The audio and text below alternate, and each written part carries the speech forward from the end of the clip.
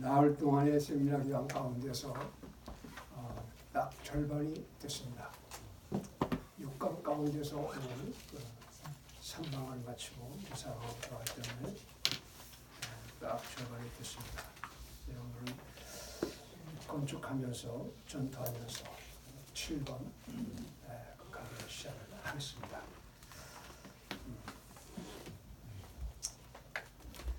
저녁에는 피곤하지만 잠을 자면 다시 회복된다는 것은 놀라운 일입니다. 어떻게 그렇게 회복될 수 있을까? 저녁에는 힘들어서 안 되겠구나. 그렇지만 잠을 자고 나면 또 언제 그랬다는 듯이 새로운 힘이 나오거든요. 그래서 오늘 우리 이철구 목사님 찬송을 부르니까 그 찬송을 어떻게 그렇게 만들어내는가. 정말 우리가 부르는 찬송은 전혀 다른 찬송을 하고 그래서 그 동네 찬송을 참 묘하게 한다.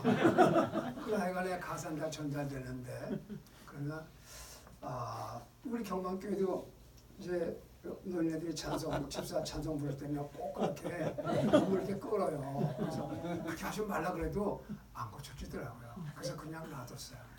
그걸 잘못 배운 거에 대해서는 고치기가 참 힘든 겁니다. 그렇지만 우리 이철구 목사님은 그 은혜롭게 불렀기 때문에 그 전부 다 커버가 됐어요.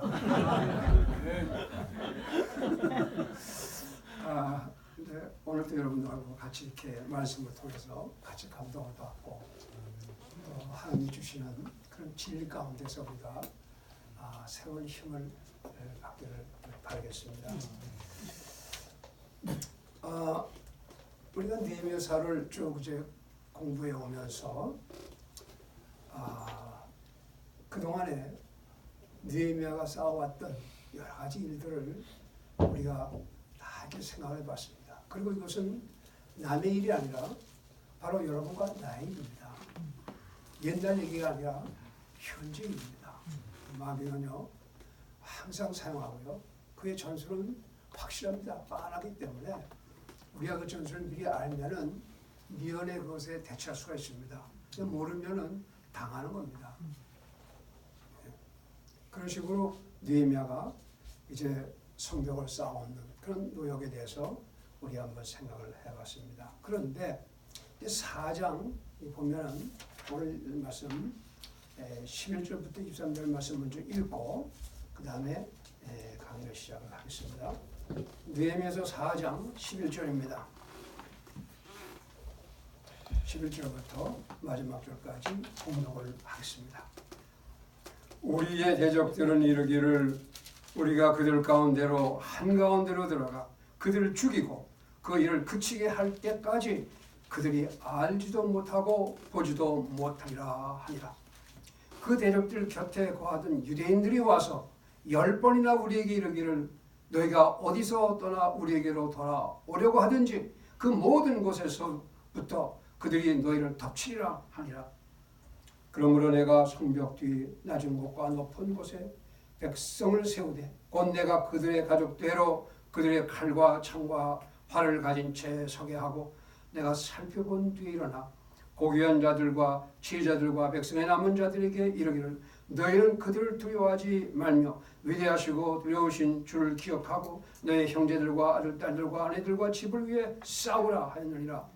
그 일이 우리에게 알려졌다는 것을 우리의 원수들이 들으니라. 하나님께서 그들의 계략을 허사로 만드셨으므로 우리가 다 성벽으로 돌아와 각각 자기 일을 하였는데 그때로부터 내 종들의 절반은 그 일에서 일하였고 그들의 다른 절반은 갑옷을 입고 창과 방패와 활을 잡았으며 지혜자들은 유다의 온 집 뒤에 있었고 성벽을 건축하는 자들과 집 나르는 자들은 짐지는 자들과 더불어 각각 자기 한 손으로는 그 일에서 일을 하며 다른 손에는 병기를 잡았으니 건축자들이 각각 자기 옆에 칼을 찬 채 그렇게 건축하였고 나팔 부는 자는 내 곁에 있었느니라. 내가 고귀한 자들과 지혜자들과 백성의 남은 자들에게 이르기를 그 일은 크고 광대하여 우리가 성벽 위에서 서로 멀리 떨어져 있으니 그러므로 너희가 어디든지 나팔 소리를 듣거든 거기로 모여서 우리에게로 나오라. 우리 하나님께서 우리를 위하여 싸우시리라 하였느니라. 이와 같이 우리가 그 일에서 수고하였는데 그들의 절반은 동틀 때부터 별이 보일 때까지 창을 잡았고 마찬가지로 바로 그때 내가 백성에게 이르기를 각 사람은 자기 종과 함께 예루살렘 안에 머물라 하였으니 이것은 그들이 밖에는 우리를 위해 보초를 사게 하고 낮에는 수고하게 하려 함이었느니라. 이처럼 나나 내 형제들이나 내 종들이나 나를 따라 보초 서는 사람들이나 우리 중에 어느 누구도 각 사람이 빨려고 옷을 벗는 경우 외에는 옷을 벗지 아니하였느니라. 아멘. 기도하겠습니다. 하나님 아버지, 우리에게 하나님의 신실한 종인 느헤미야를 보여주시고 그가 예루살렘 성벽을 건축하려 할 때 당했던 여러 가지의 어려움과 고난과 역경을 우리에게 가르쳐 주시고 또 우리가 주님을 섬기고자 하는 이 성벽을 건축하는 일에도 하나님께서 지혜를 주어서 우리의 성벽이 단단하게 서게 하셔서 우리가 믿음의 생활하는데 흔들림이 없게 하시고 또 우리가 주님을 섬기는 모든의 형통함을 얻을 수 있도록 하나님께서 도와주시옵기를 간절히 바랍니다. 이제 또 오늘 오전 시간에는 이 성을 건축하면서도 싸우는 그들의 용맹스러운 모습을 우리가 보게 하시고 또 우리에게 새로운 그런 교훈을 주시기를 간절히 바랐고 우리 주 예수님의 이름으로 기도합나이다. 아멘. 여기 지금 4장에 들어오면서 6절을 보면은 온 성벽에 함께 연결되고 온 성벽이 함께 연결되고 높이가 그 절반에 미쳤다 그랬습니다. 자, 여러분들은 예루살렘 성벽을 한번 가만히 상상해 보시기 바랍니다. 자, 성벽이 밑에 기초부터 시작해가지고 그들이 자기 집 앞을 계속해서 밤낮으로 분주하게 돌을 날고 쐐기를 치고 하는 작업을 계속한 다음에 그 성벽의 절반까지가 쫙 올라왔다는 뜻이에요. 절반까지. 그런데 자, 여기서 우리가 그 어떤 사역이든지 간에 절반 정도 왔을 때가 가장 힘든 곳이다. 가장 힘든 곳이다. 자, 나도 강의를 지금 절반 했는데 이제 가장 오늘 유난히 힘들더라고. 혀도 깨물고 그래서 그런지 가장 힘들 때다.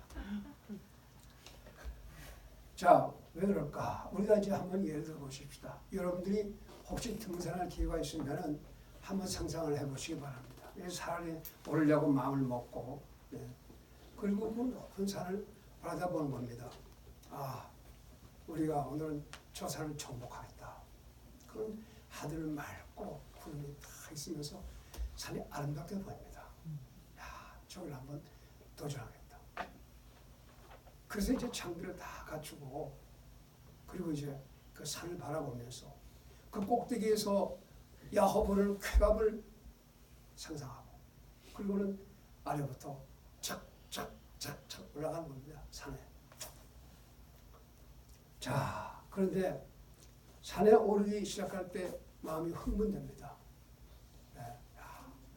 그래서 모든 걸 다 준비한 가운데서 그 산에 오르는 그 마음은 아주 힘이 넘칩니다. 이제 할 수 있다 생각.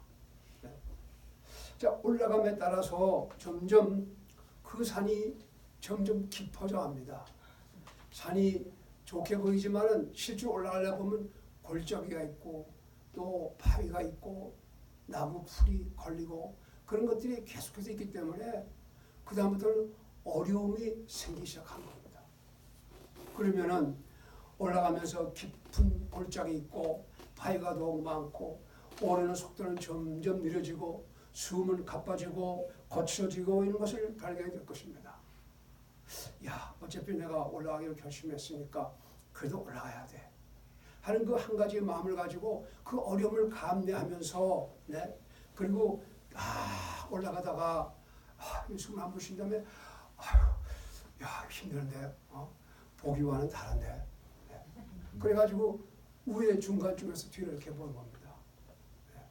여태가 쭉 왔던 거를 보니까 좀 꽤 많이 왔어요. 절반 왔는데 외박이 많은데 그런데 주변 밑에서 볼 때에서는 정상이 그냥 바위 한쪽에 이렇게 있는 것 같이 보였는데 막상 오다 보니까 그게 아니고 거기에 여러 가지의 장애 요소가 많고 힘든 일이 다 있었던 거예요. 그걸 몰랐죠. 그래서 중간에 와가지고 야 이제는 힘들구나. 지금까지 온 것도 이만한데 여기서 더 가파른 반은 이건 안 되겠다. 너무 힘들었어. 괜히 내가 그냥 오기를 가지고 등산을 하려고 마음먹은 자체가 내 잘못이지. 야 정말 참 경험을 쌓고 오는 건데 이건 너무나 감성적으로 시작한 것 같다. 그래가지고 여기서 머뭇거리는 겁니다. 자 지금까지 온 거에도 힘이 다 빠졌는데 이 철판을 과연 올라갈 수 있을 것인가? 자신이 없어요. 그래가지고 배낭을 놓은 다음에 한숨을 푹 쉬면서 이제 내려가야 되는 게 나을 것 같다.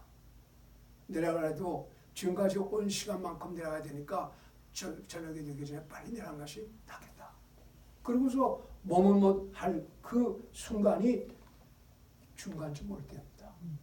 네. 이게 가장 위험한 거예요.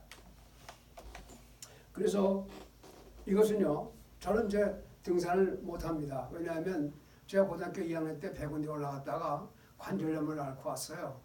거기서 2박 3일인가 친구들하고 위에서 4월달인데 따뜻한 줄 알고 올라가는데 위에 보니까 눈이 쌓여있더라고요. 그 추운 데서 텐트 속에서 자고 나니까 몸이 완전히 못쓰게 돼가지고 그때부터 관절염이 들었던 거예요. 근데 그 백운대로 올라가 보셨는지 모르지만요. 저는 그거는 산에 올라가는 것은 전혀 불가능했습니다. 몸이 아파서. 근데 백운대 올라갈 때 보면 여러분들이 정릉에서 올라가기 시작하잖아요. 올라가면 백운대가 저쪽에 보이는 거예요. 그냥 한참 올라가다 이제 정말 힘이 들어요. 야, 힘들다. 그래서 그 고개가 하는데 그게 할딱고개입니다. 할딱고개인가? 할딱고개 맞죠? 그거 유명한 고개예요. 할딱고개까지 오면은 그게 반인데 거기까지 오면 몸에 꽉 숨이 막히는 거예요. 그게 할딱고개입니다. 절반이 그만큼 힘든 겁니다. 그것이 우리 매사에 등산만 그런 것이 아니라 우리가 어떠한 큰일을 해가지고 할 때 절반쯤 왔을 때가 가장 힘든 거죠. 그때가 힘들어요. 그래서 우리는 이제 어떤 일을 기획할 때 최초에는 그런 어떤 호기심과 흥분과 기대감을 가지고 그를 시작할 때 준비하고 가지만은 그러나 그게 쉽습니까? 갈수록 어렵거든요. 그렇게 되면은 절반쯤 하면 힘이 다 빠지고 더 이상 낼 힘이 없어졌다고 생각하는 겁니다. 그때는 힘으로 가는 것이 아니라 악으로 가는 거예요. 오기로 가는 겁니다. 내 힘으로는 다 빠졌어요. 마라톤도 아마 그럴 거라고 생각합니다. 절반쯤 가면은 이건 못 뛰겠다. 그 다음부터는 내 힘으로 가는 것이 아니라 정신력으로 가는 거예요. 무조건 그냥 가는 거예요. 난 마라톤 안 해봤지만 다 알아요, 내가. 그렇게 하는 것 같아요. 절반이 그만큼 힘들다. 자, 그래서 최초의 계획을 세울 때는 의욕이 있습니다. 그리고는 적극성이 있는데 힘이 쭉 가다 보면 그것이 사라져버리고 마는 거예요. 그리고 후회가 되는 거예요. 괜히 시작했다고 생각을 하는 것이죠. 그게 이제 바로 그때가 지금 온 겁니다. 바로 이때 성벽이 반쯤 됐을 때 여러분 그때 백성들을 성벽을 세우고자 하는 그 일꾼들은요 힘은 다 빠져 있는 겁니다. 힘 빠져 있습니다. 바로 그때가 적이 진입하기에 가장 좋은 찬스예요. 적은 바로 이때 침입을 해가지고 무너뜨려 있단 말이죠. 우리가 힘들 때 적은 가장 좋은 찬스를 맞이하는 것이죠. 자, 우리 그리스도인의 삶을 생각해 보십시다. 회심한 초기에, 여러분 구원받고 난 초기에는요, 그 회심한 그 기쁨과 감격이기 때문에 어려운 줄 몰라요. 그땐 찬송도 힘이 있고 성경도 열심히 보려고 하고 전도도 그때가 제일 많이 합니다.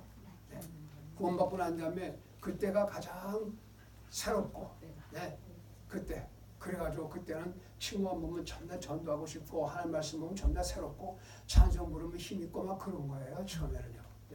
그렇게 놀라운 초기의 체험이 지났을 때 이 시간이 그러면 그 다음부터는 그리스도인 된다는 것이 쉬운 일이 아니거든요. 그저 구원받으면 끝이 아니잖아요. 그 전부터 여러 가지의 유혹이 오고 시련이 올 때, 야, 이거 잘못 시작한 거 아닌가? 이게 그리스도인 되는 것이 뭔가? 회의가 오기 시작하는 겁니다. 그렇다고 해서 먼저 믿는 사람들이 야, 그리스도인 생활을 이렇게 하는 거라 하고 친절하게 가르쳐주는 사람도 없어요. 자기가 개척해 나가야 되는데 그거 정말 굉장히 힘들거든요. 사실 우리가 믿음을 지키고 그리스도의 말씀대로 산다는 것이 쉬운 일은 아니거든요. 그 다음부터는 자꾸만 회의가 오기 시작을 하는 겁니다. 회의가 오기 시작을 합니다. 그래서 자, 이제 여태까지 꿈꿔왔던 모든 그것들이 희미하게 되고 여태까지 바쳐졌던 그 새로운 그 영적인 힘이 소진이 되고, 자, 이제부터는 어떻게 해야 될지 몰라가지고 거기다가 더더군다나 인생의 쾌락과 유혹이 싸우기 시작합니다. 그럼 그때는 이걸 막을 도리가 없는 거예요. 힘이 빠졌으니까요. 그런 유혹이 와서 넘어지고 많은 사람들이 그때는 그리스도인 삶을 떠나는 사람들이 생기는 거예요. 내가 섣불리 시작했구나 하고 그럼 떠나는 사람은 생기는 거예요. 낙오자가 생기는 거예요. 중간쯤 와가 그런 경우가 허다한 것입니다. 그래서 우리가 어떻게 그리스도인 되는 것뿐만 아니라 그것을 어떻게 마지막까지 이 영의 마지막까지 갈 수 있겠느냐 하는 그것, 주님께서는 끝까지 완주하라고 하시는데 거기서 시험의 때가 오는 겁니다. 자, 그러면 여기 우리가 이러한 상태에서 백성들이 느헤미야를 따른 그 백성들이 중간쯤 왔을 때의 상황은 바로 그런 상황이었어요. 이제는 일을 할 만큼 다 했고 힘은 다 지녔고 이렇게 좀 약한 그 부분이 났을 때 그때에 우리가 대적으로부터 받는 공격 그리고 그걸 대처하는 방법을 한번 생각해 볼 필요가 있습니다. 그래서 오늘 아침에는 4가지 점에 대해서 여러분과 함께 생각해 보고 싶습니다. 그 첫째는 뭐냐 하면 이것은 그 적이 즉각적으로 새로운 맹공격을 한다는 겁니다. 여태까지도 공격했지만 소극적이었어요. 비웃음과 냉소를 가지고 스스로가 그 사업을 하지 못하도록 그렇게 했지만 지금은 그게 아니에요. 적도 이제는 찬스가 있단 말이에요. 그래서 적이요 맹공격을 합니다. 극렬한 공격을 하고자 하는 바로 순간에 지금 와닿아요. 가장 큰 위기가 온 겁니다. 느헤미야를 볼 때서는. 그렇습니다. 자, 그때는 그 성벽이 절반쯤 세워졌을 때인데 그때 피곤이 극도로 차지했고 이런 사람들은 이제 더 이상 힘들다는 그런 것이 너무나 마음에 그 육체적으로 피곤이 왔습니다. 이제는 운반해야 할 쓰레기가 아주 힘들고 한 발짝 걷는 것도 힘들 정도로 되었습니다. 그때의 적으로부터 맹공격이 터졌다 말입니다. 맹공격이 터졌습니다. 자, 그런데 그 공격은 어떤 모습으로 그들에게 왔느냐 봤더니 자, 무엇보다도 말로 일단 공격을 합니다. 군사 행동은 언어의 군사 행동이라는데 그들의 말을 한번 들어볼까요? 이건 누가 들어도요 떨려가지고 도저히 일을 못하게끔 만들었어요. 무자비한 말입니다. 그들이 처음에는 비웃음과 조롱과 희롱하는 말을 가지고 스스로 포기하도록 그렇게 했지만은 지금은 그게 아닙니다. 아주 무자비한 말을 가지고 8절 보면 8절 보겠습니다. 여기 보니까 그들이 다 함께 음모를 꾸미고 가서 예루살렘과 싸우고 그 일을 방해하기로 아주 결정을 했습니다. 모두가 다 함께 대항해서 싸우자고 하는 것입니다. 거기서 산발락, 도비아, 아라비아 사람들, 암몬 족속, 아시도 사람들 그들이 개인적으로 서로가 갈등이 있었지만 이번엔 찬스다. 이때 우리가 무너뜨리지 못하면 못 무너뜨린다. 그게 다 같이 모여라. 그래가지고 느헤미야를 대항해가지고 정면으로 공격하기 시작하기 위해서 연합을 했단 말입니다. 11절 보니까 11절 우리의 대적들은 이르기를 우리가 그들 가운데로 한가운데로 들어가 그들을 죽이고 그 일을 그치게 할 때까지 그들이 알지도 못하고 보지도 못하게 기습작전을 하겠다는 거예요. 정말 참 없습니다. 대적이 참 무서운 겁니다. 일을 그치게 하겠다는 거예요. 성벽을 더 이상 올리지 못하겠다는 거예요. 어떤 방법으로 삶에 들어가지고 죽이겠다는 거예요. 피를 흘려서 이제는 각축전을 벌려서 해도 그걸 못하게 하겠다는 겁니다. 네. 자, 우리가 성벽의 절반쯤 왔을 때가 가장 힘들 때라고 여러분에게 말씀을 드렸습니다. 우리도 이제 그리스도인의 삶에 있어서 많은 사람들이 절반이 올 때는요, 초기에는 정말로 모든 게 새로웠어요. 하나님 말씀을 발견하면 그 말씀이 그렇게 좋아가지고 이 말씀이 이렇대, 야, 왜 이렇대 하고 서로가 토의하면서 그 말씀의 신기한 진리에 대해서 나눌 때 힘썼어요. 근데 이제는 그 시기가 지나고 이젠 피곤이 갚치는 겁니다. 다 그것이 신투 그저 아무렇지 않게 보이는 거예요. 지루해 이제 힘이 들기 때문에. 우리가 개인적으로도 영적으로 그런 체험을 할 때가 절반에 와서 그때다 하는 거죠. 이제 기진맥진했고 이제 기도하는 것도 이제 힘이 들어졌습니다. 강력한 압력으로 말미암아서 이제 더 이상 일할 수가 없다는 생각을 할 때, 그때에 가장 위험한 것은 마귀가 역사하기 시작을 한다. 그렇죠? 우리는 매일 단조로운 고육을 하고 또 해야 할 일은 산같이 쌓이고, 그러나 그걸 할 수 있는 능력은 한계가 오고, 그럴 때는 이제 여기서 지쳐가지고 이제 좀 쉬고 싶다. 이제 목회라는 것도 이제 그만둘 것 같다. 그런 유혹을 우리가 받게 되는 것입니다. 그런데 그 대적들은요, 반대적으로 아주 정반대로 더 힘이 강해가지고 느헤미야의 진영의 반응은 두려움으로 떨고 있을 수밖에 없었습니다. 12절 말씀 보겠습니다. 그 대적들의 곁에 거하던 유대인들이 와서 10번이나 우리에게 이르기를 너희가 어디서 떠나 우리에게로 돌아오려 하든지 그 모든 곳에서부터 그들이 너희를 덮치리라. 유대인들이요, 몇 번 그랬다고 그랬어요? 10번이요. 한두 번도 아니고 계속해서 암시를 주는 거예요. 너 봐라. 틀림없이 니들은 큰 피해를 볼 거야. 덮칠 거야. 그들이 한두 명이 아니야. 연합군이야. 이 주위에 있는 모든 이게들이 연합을 했어. 그리고 우리의 성벽에 들어오는 건 이건 식은 죽 먹기야. 덮쳐가지고 완전히 다 박살을 낼 거야. 이렇게 지금 위협을 하고 있습니다. 10번이나 그러니 아무리 강한 사람에도 10번 찍어 안 넘어가는 나무가 없다 그러잖아요. 팍 시련을 받고 있는 겁니다.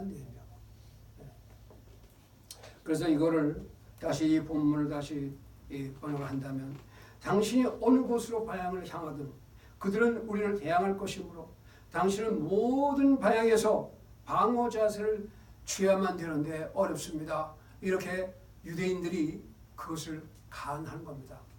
그렇게 보고를 했습니다. 여기에 비관론자들이 항상 있습니다. 우리가 사역을 할 때 적극적으로 하는 사람도 있지만 아유 목사님 힘들어요. 다음에 하시죠. 지금은 우리가 헌금도 얼마 안 되고 그것까지 한다는 것은 무리입니다. 하지 마세요. 그렇게 하면 저도 도울 수가 없습니다. 비관론자들이 반드시 있게 돼 있어요. 비관론자들이 있습니다. 그들이 일을 못하겠다고 뻗치기 시작합니다.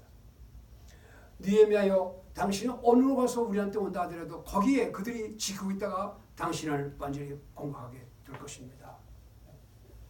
자, 이런 소문이 느헤미야한테만 온 게 아니라 느헤미야와 같이 일하는 모든 백성에게 소문이 쫙 퍼졌어요. 야야, 큰일 났대.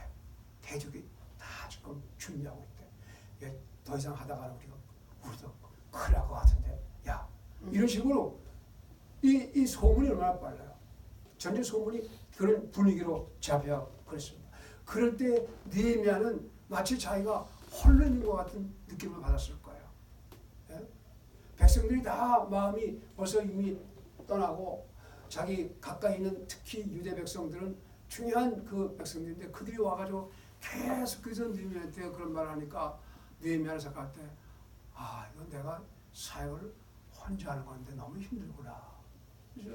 사역자들의 외로움이 여기 있습니다. 사역자들이 힘들게 일할 때 그것이 진척이 안 되고 반대는 있고 그 다음에 주영들로 어려움은 있고 주위 사람들로부터 자꾸 압력을 가해주고 뭐 되는 게 없단 말이에요. 그럼 사역자는 이건 나 혼자 이거 할 수 있을까? 네. 그런 어려움이 올 때가 있습니다. 있어요. 자, 그런데 여기 지금 누가 그런 얘기를 하냐 했더니요. 이런 일도 하지 아니하고 그러한 전투에 가담하지도 않고 영적인 힘의 체험이 없는 적과 가까이 있는 사람들이 그런 얘기를 했다고 해요. 교회는요. 열심히 일하는 사람들은 불평을 하지 않아요. 항상 뒷짐을 지고 이거 뭐 그게 보시지 이거 뭐 안 좋은 것 같은데 해보세요. 이렇게 하는 사람 있잖아요. 싸우면 가담하지 않고 뭐 하자 그러면 잘 해봐. 내 돈 내줄게. 뭐 이런 거예요. 돈을 낼 테니까 나는 안 간다 이거예요. 이런 사람이 항상 이렇게 팔짱 끼고서 목사님 한번 해보시죠. 이러고 뒤에서 빈정빈정대고 있는 거예요. 힘들 텐데 목사님 뭐 안 된대. 이렇게 한단 말이에요. 정말로 전투에서 치열한 그 일을 하면서 어떤 비전을 가지고 한다는 그런 사람들이 아니라 뒤에서 적과 가까이 있는 사람들이에요. 그 사람들은요 영적으로 하나님과의 관계가 떨어져 있단 말이에요. 말은 하나님의 백성이지만 실제로 생활은 영적으로 죽어 있는 사람들이에요. 네, 그걸 알아야 돼요. 항상 일을 방해하는 사람들은요 우리 목회자들과 같이 일하는 사람이 아니라 한 손 뒤에서 다른 사람과 모아가지고 슬슬 들여다보고 권력을 행사하는 사람들입니다. 그 필요하면 헌금 조금 낸다면 이거 하시죠 하고 그 이름만 내고 실제로는 일을 하지 않고 일을 만드는 사람들이란 말이에요. 그들이 적과 가까이 있는 사람이고 일에는 관심도 없는 사람 말이에요. 이런 사람들이 일을 방해하는 겁니다. 마치 느헤미야를 위하는 것 같이 그렇게 그거 안 됩니다. 몸을 보호하셔야죠. 큰일 납니다. 느헤미야를 위하는 것이 아니라 이건 이적 행위하는 거 아니겠어요? 일을 망쳐놓으려고 하는 거 아니겠어요? 이걸 우리가 잘 알아야 돼요. 목회하는 데는 반드시 그런 위험이 닥친다는 사실입니다.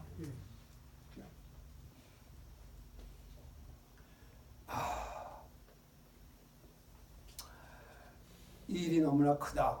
그 적들은 너무 세다. 우리가 할 수 있는 힘은 없다. 그러니까 이제 그런 분위기가 교회 안에 쫙 퍼시작하면요. 목회자는 외로운 것이죠. 외롭습니다. 교회에 참석하는 성도들이 누구도 중립적인 사람은 없습니다. 적극적으로 참여하는 사람인가 하면 그걸 원하지 않는 사람과 나눠지게 돼 있어요. 항상. 교회 안에. 그래서 그저 방관자 있는 사람이 아니고 우냐 좌냐 여기에 속하게 되어 있습니다. 다시 말하면 협력을 적극적으로 하는 사람들을 방해하는 사람 틈에 있는 거예요. 딴소리 하는 겁니다. 교회가 계획하고 있는 그 일은 제껴놓고 자기들의 계획을 논의하고 있는 거예요. 이렇게. 그리고 못하겠다고.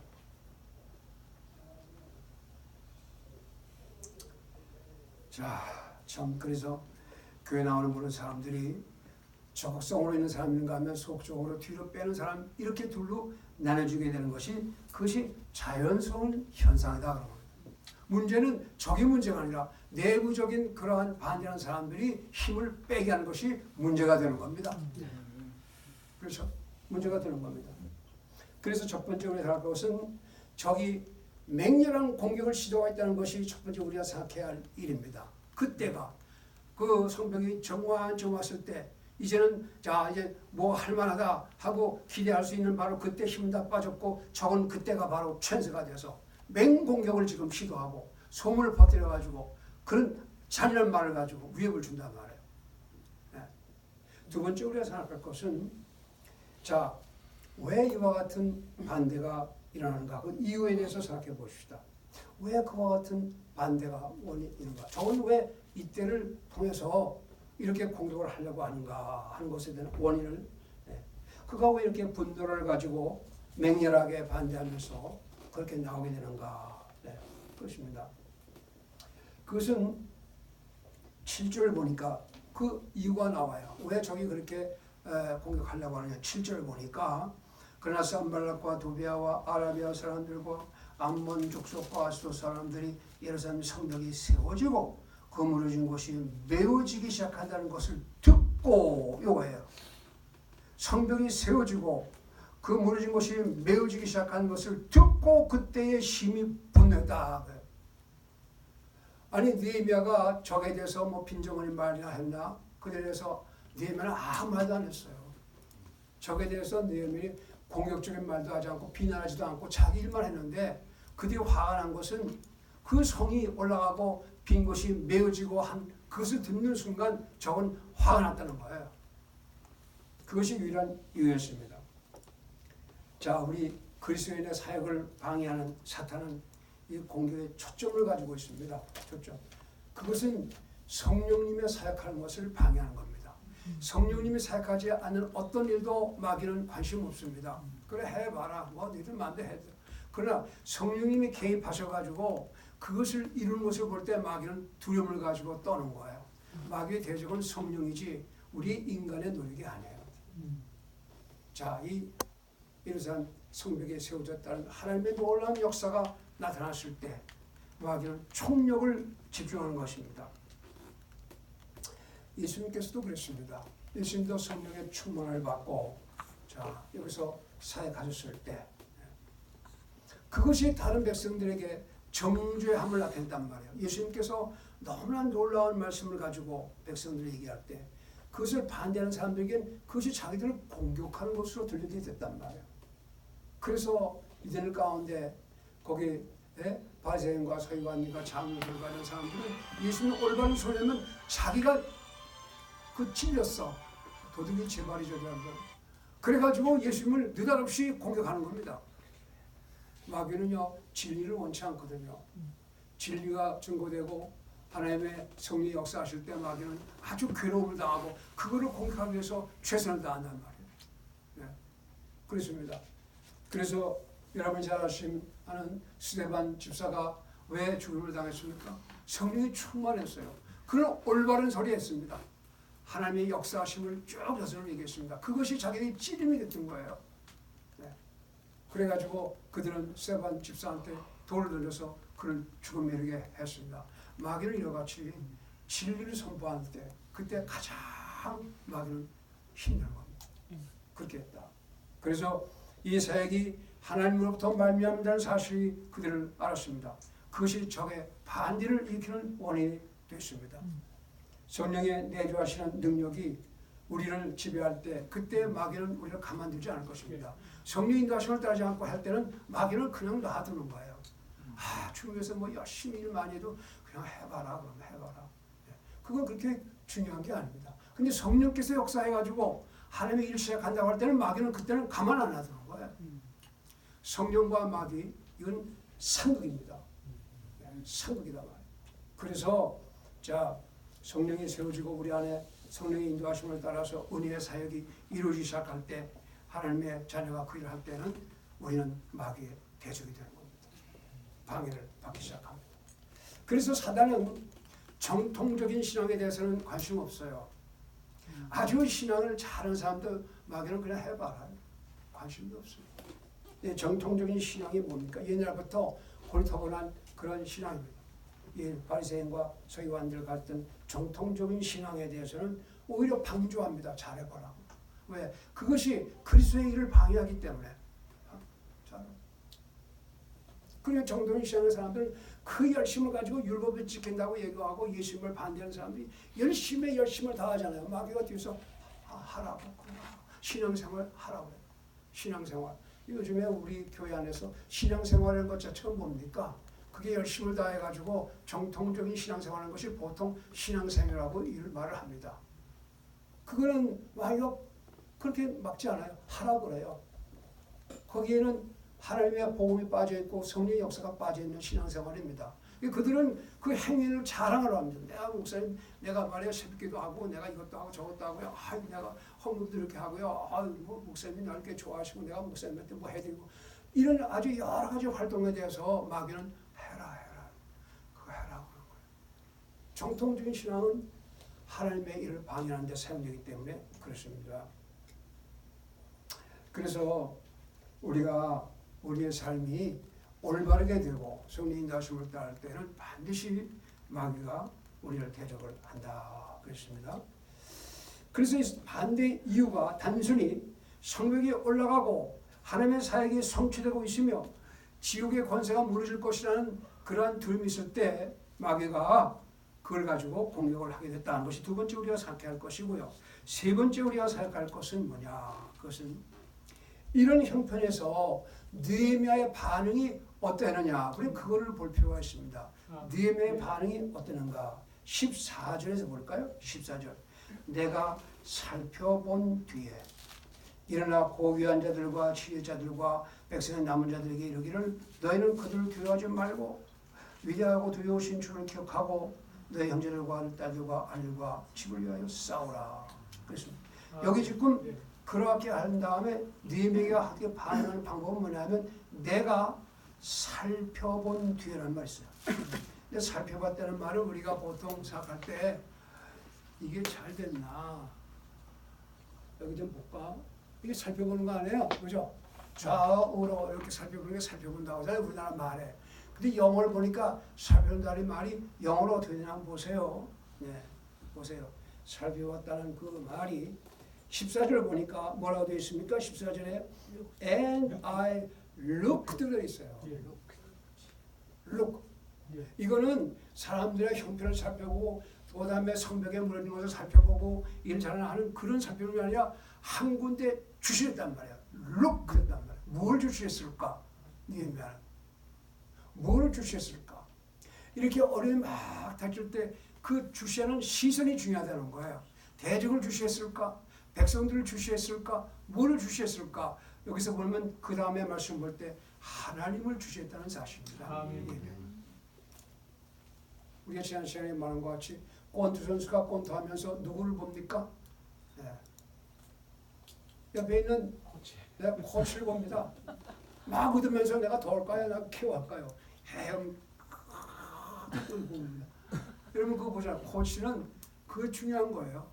저 권투 선수. 느헤미야가 이렇게 어려움을 당할 때 그는 루크드 했단 말이에요. 그리고는 크고 두려우신 하나님을 소개합니다. 두려워하지 말며 위대하시고 두려우신 주를 기억을 해라. 자, 적이 아무리 강하다 할지라도 우리 하나님이 두려우시고 크신 분을 그거를 바라보고 그거를 기억해라 이 말이에요. 그게 그리스도인들의 힘의 원천입니다. 우리는 자주자주 우리의 시선이 다른 데 쏠려버립니다. 정작 바라봐야 할 주님, 크고 두려우신 우리와 함께 일하시는 주님, 그분이 주체가 되시는 주님, 그분을 보면서 우리의 손발을 움직여야 될 텐데 일에 너무나 쏠려보면 그 일에 매여가지고 거기에 쏠려서 대적을 본다든가 백성들의 성패를 본다든가 여기에 정신이 팔려버리고 맙니다. 그때는 우리가 지는 거예요. 자, 그를 바라봤다. 거기에 느헤미야의 반응에 중요한 점이 있습니다. 그래서 여기가 살펴봤다는 말은 조금 우리 어감상 이것저것 살펴보는 거 그게 아니고 그는 보았다. 주시했다. 루크드 했단 말이에요. 네. 그 시선이 중요한 거예요. 시선이 루크드 했다. 그렇습니다. 네. 그래서 살펴본 뒤에 그의 안미가 해졌을 때 자기 진영에 두려움이 있다는 사실을 알았을 때 백성 가운데 의심과 불안이 쌓여있다는 것을 봤을 때 무자비한 적의 힘이 있어도 무엇을 하는가? 다만 그는 보았다는 거죠. 네. 고치하시는 하나님의 손길을 본 겁니다. 자, 우리가 여기서 맹렬한 싸움에 있어서 이 싸움에 위기가 있습니다. 위기. 네. 위기가 옵니다. 그럴 때 우리는 어디를 봐야 되느냐? 위를 바라보자. 이 싸움의 주인이신 주님이 하시는 일, 주님을 바라보자. 그래서 역대기 20장 12절 보니까 여기 여호사밧이 대적을 만나가지고 어려움을 겪을 때 어떻게 대처했는가를 우리에게 소개해주고 있습니다. 역대기 하의 20장 12절에 우리를 치러오는 이 큰 무리를 대적할 능력이 우리에게 없고 우리가 어떻게 할 줄도 모르며 오직 우리 눈이 주만 바라보나이다. 아멘. 예. 요사밭이 그랬어요. 예. 주만 바라본다. 네. 주님께서는 다른 사람과 같이 일하고 싶지 않습니다. 주님은 단독적으로 그 일을 해서 주님 단독적으로 그 영광을 혼자 차지하려고 하지, 다른 사람과 같이 일해가지고 같이 나눠 먹자는 주님이 아니에요. 주님. 자기만을 바라보길 바라십니다. 주님. 자, 그래서 우리가 위를 바라봐야 될 때가 옵니다. 느헤미야는 그 어려움 가운데서 그런 위를 바라보습니다. 모든 염려와 모든 두려움과 모든 슬픔이 있음에도 불구하고 그는 하늘 앞에 그것을 펼쳐놓고서 위를 바라보았다. 아멘. 예. 우리의 짐을 가볍게 하는 방법은 하나님께 맡긴 노래밖에 없습니다. 예. 아멘. 그래서 그거를 고하는 겁니다. 주님께. 자, 우리가 당하는 이 고난을 우리가 감당할 수가 없습니다. 어떻게 하면 되겠습니까? 위를 바라봤다. 아멘. 자, 오늘날 많은 교회들에게 문제가 되는 것은 두려워하는 건데, 그것은 위를 보지 아니하고 모든 다른 방향을 바라보는 겁니다. 여기저기 사람들의 눈치를 보느라고, 어려운데 재정적인 문제 때문에 거기에 또 마음을 두느라고, 대적을 보느라고 여러 군데 우리가 상태를 보기 위해서 시선이 바깥으로 있을 때 하나님께서 이럴 수 있는 길이 없잖아요. 하나님 도와주셔야 되는데, 그래서 위를 보지 않고 그 외에 다른 것들 보기 때문에 우리의 사역이 비틀거리면서 넘어지기 시작하는 겁니다. 그래서 우리는 위를 보는 시간이 중요합니다. 예. 자, 그래서 여기 보니까 그가 우리가 할 수 없는 상태, 자기 스스로가 할 수 없는 상태, 하나님을 신뢰하는 것이 유일한 길이라는 것을 느헤미야는 알았기 때문에 그는 위를 바라보았습니다. 자, 여기서 여기 보았는데 여기 보니까 모든 공격하는데 이 가장 감격적인 말이 14절에 나와 있지 않습니까? 위대하시고 두려우신 줄 기억하고 바로 너희들의 관심은 그것에 마음을 두고서 그리고는 이제 너희가 뭘 하느냐, 싸우라 그랬어. 아멘. 싸우라. 야, 이 말이 참 중요한 겁니다. 자, 이제 시간이 너무 지났기 때문에 내가 빨리 끝내고서 그 다음 당장 싸우라. 이 싸우는 것이 방어의 최상입니다. 최상의 방어는 공격이다. 맞아요. 싸워야 돼요. 우리가 이거 하니까 북한하고 관계가 자꾸만 상나는데, 북한이 우리한테 할 때 타협하고서 아예 해줄게, 그래 알았어, 그럼 좀 기다려, 또 이거 해줄게. 그 병신 같은데 싸워야 된단 말이야. 그래서 방어를 하고 그냥 이런 말이야. 네? 아유 이거 줄게, 알았어, 또 줄게, 좀 기다려, 또 줄게. 이래가지고 완전히 들어가는 거예요. 아니 힘이 없어도 싸우라 그러면 그런데 도망가지 못하고 갔어요. 아멘. 네? 근데 요즘에 젊은 사람들은 아이고 목사님이 싸워서 뭐가 좋아요? 그럼 우리 죽으란 말입니까? 큰일 나요. 그러지 마시고요. 조금 이렇게 해주고요. 아, 쟤들이 죽으면 가만히 있겠어요? 주고받고 보답하는 거죠. 그렇게 살면 되는 거죠. 무슨 소리야? 아유, 지금 젊은 사람들 여기다 노인들이기 때문에 내가 젊은 사람들 그런 얘기하면 답답해요. 이게 마귀의 전술은요, 싸우라는 것이 제일 힘든 거예요. 마귀는 타협하길 바라는 겁니다. 주고받고 하자, 적당하자. 그건 마귀한테 넘어가는 거예요. 싸워라! 느헤미야가 그랬어요. 싸워라. 자, 싸운 거 다음에 합시다. 오늘 10분만 쉬겠습니다.